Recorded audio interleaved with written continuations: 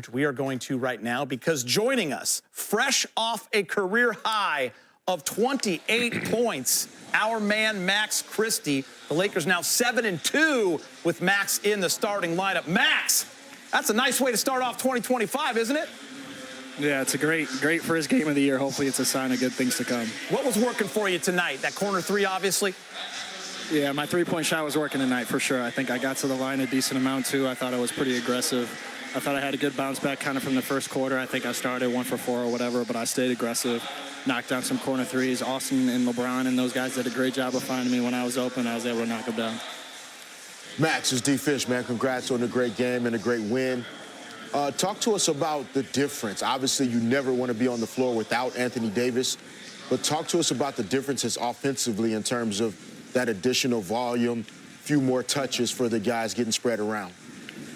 Yeah, I mean, I think AD is a huge weapon for us. Obviously, he's a big presence on the offensive glass, too, let alone in scoring. But, you know, when he's out, we got to have guys that'll step up, especially kind of fill a scoring board for us when he's not playing. So LeBron had a really good game. I happened to step up and hit a couple shots tonight. I thought everybody contributed pretty well, too. I thought Austin did a good job handling their pressure for the most part. They're kind of hounding him the whole game. He stayed poised and composed and did a really good job of getting us organized. Max, big game here. Congratulations. On Media Day, you made a statement that you wanted to be the defensive guy, the guy on the defensive end to take on. Since inserting you into the starting lineup, the Lakers are 6-2. Defense is playing really well, and you've been a big part of that. Talk about that role and how you prepare yourself for that night in and night out. Yeah, well, every night I'm getting the toughest assignment. You know, tonight Anthony Simons, who's their best player. Tomorrow I'll probably have Trey, who is also their best player. So, you know, for me, that's kind of my job. That gets me going, especially, too. I think it helps the team as well, just kind of starting at the point of attack, you know, on their best offensive player and trying to have my energy trickle down on the rest of the guys. So, you know, for me, it's just giving effort on that end. And when I do that, I kind of get my body and my flow going on the offensive end, too, knock down a couple shots. But I think for me, the biggest part I want to make an impact on the game on is the defensive end, like you said. So I thought I did a decent job of that tonight. Max, is LeBron one of the better 40-year-olds you've ever seen play basketball? He's the best 40-year-old I've ever seen play basketball. 36 points at 40 years old is absolutely unbelievable. By the way, Max, third highest. The way he takes over games down the stretch, the way he stays poised, it's unbelievable at his age. So it's great. Third highest scoring by someone over 40, by the way, already. So he's already climbing the record books as a 40-year-old. Pretty incredible. Yeah, hey, what'd you do not surprising. What'd you do for New Year's Eve?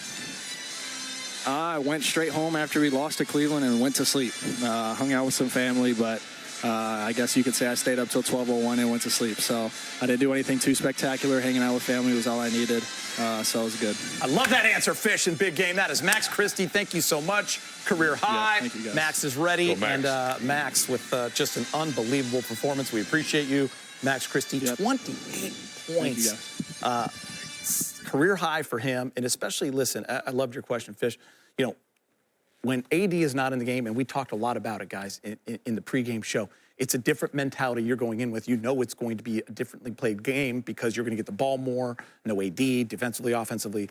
Really impressive. Yeah, and it's tricky mentally because you know that there's going to be additional opportunity there, but you can't chase it or force it. And so it's really a dance that you have to do as a player, knowing that additional shot volume will be there. Max typically doesn't get 16 field goal attempts in a game. He's a good shooter. And so when the opportunities are there, yes, you will see 5 out of 9 from the three-point line in 16 total field goal attempts. When AD's there, he might get 9 total shots in a game and maybe only hit 2 or 3. But then to Big Game's question about the defensive side of it, that's where he adds that additional value. Even if he doesn't make 5 threes, he's still positively impacting the game. Yeah, you know, Fish he's dead on because I remember like if Magic or Kareem was out, you know, I knew my palms would start rubbing, but I knew that wasn't it for me. I knew it was Byron. I knew it was Cooper that was going to be getting extra shots. And then I knew mine would come when they needed me because I was the guy if one of those guys was out. But you kind of have to massage it and wait for it. The worst thing you can do is say, oh, I got 20 more shots coming my way or something like that. Got to wait for it, and it usually comes to you. Big Game, I'm glad you led with Max about the defensive end. It was interesting what he said about drawing the toughest assignment every single night. he is well aware of his role, and you've talked a lot about what he's been able to do. I mean, he's getting the best guard on every team they face, and now also he's doing it on the offensive end. So he's becoming a big-time two-way player. You know, when you ride down the street, you see guys in their backyards, they're shooting all the time. You don't see anybody back there, step, slide, defense. He seems like one of those type of guys. He wants the best. You know, he's an old-school mentality. This guy right here would take on the best. You know, at my time, it was guys like, you know, sitting in Moncrief and guys like that who would love to lock people up. And when you have that mentality, Michigan State had it. He comes from a good program that believes in that. So I'm not surprised. Fish, you know that role. Yeah. You had to take, a lot of times, the best player on the court.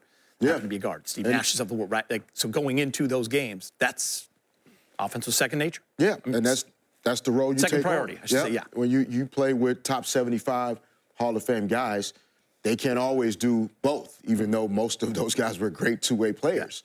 But I was having a conversation with a young guy on our team at Christie about when we would play the Celtics sometimes, I spent a lot of time chasing Ray Allen through all the screens. Kobe on Rondo. And Kobe would be on Rondo. Yes. And he was asking for clarification, like, wouldn't Kobe be on Ray Allen and I would be on Rondo? And explaining that additional energy, you couldn't ask Kobe to spend that energy chasing Ray Allen through all those screens and provide the offense that he provided. So Max being willing to embrace that role is key to the Lakers' current success and future success. Yeah, and by the way, James, you said this too, and Fish, I'm so glad that you brought up that story because that's a big part of winning basketball. You can't have LeBron guarding the best guy every single night. He's got to do what he has to do on the offensive end. But it feels like everyone's kind of bought in defensively. I think it is infectious, and you've talked about that a little bit. You have to buy in. You have to, Fish was just explaining something that Byron Scott and I experienced in the 80s. We could never allow Magic Johnson to guard John Stockton or Isaiah Thomas or somebody like that. So Byron would take the point guard.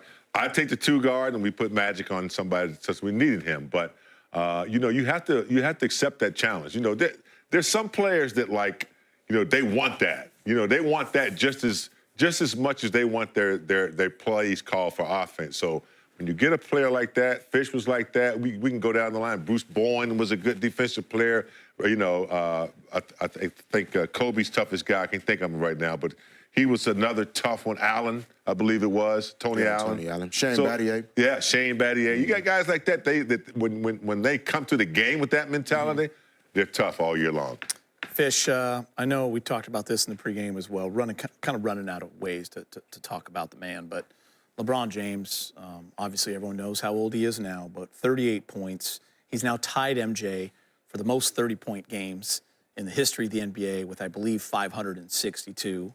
He has the third highest scoring game of anyone that's 40 years old. He's only played one game as a 40-year-old or two games. So, yeah, here's the list, right? You got Michael Jeffrey Jordan with 43 and 39, LeBron 38. I have a pretty good notion that he's going to pass that at some point. There's Jordan, then Dirk did it back in 2019, scored 30 as a 40-year-old. But this is LeBron's second game as a 40-year-old, and he just keeps going. I mean, 15 for 25, 7 of 10 from three, Fish, 8 assists, 38 points total. Yeah, and the statistical output, the numbers, you know, where he ranks on this list. But in watching the game tonight,